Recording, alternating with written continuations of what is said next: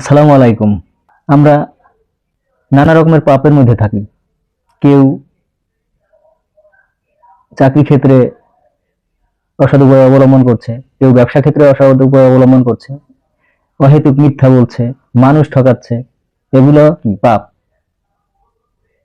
এগুলো পাপ। আরো একটা পাপ করছি, সেটা বুঝিও না।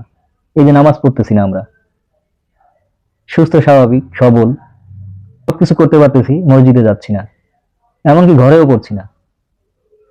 5 ওয়াক্ত তো ভালো, অনেকে আছি যে 1 ওয়াক্তও পড়ি না।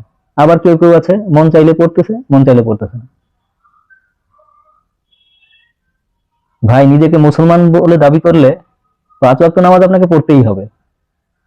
আর পুরুষ মানুষ হয়ে থাকলে, সুস্থ সবল হয়ে থাকলে অবশ্যই মসজিদে জামাতে আদায় করার চেষ্টা করতে হবে।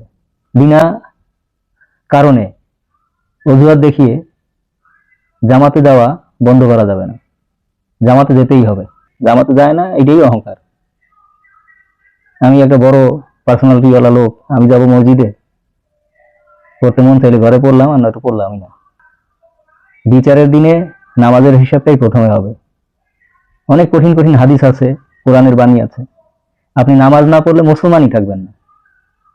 নামাজ পড়তেছেন না ইচ্ছা করে, আবার বলতেছেন মানুষকে মুসলমান। ভুল বলতেছেন। আসুন আমরা যত বড় পাপী হই, নামাজ না পড়ার মতো পাপী না হই। আমরা যত বড় পাপী হই, নামাজ না পড়ার মতো পাপী না হই। ধন্যবাদ।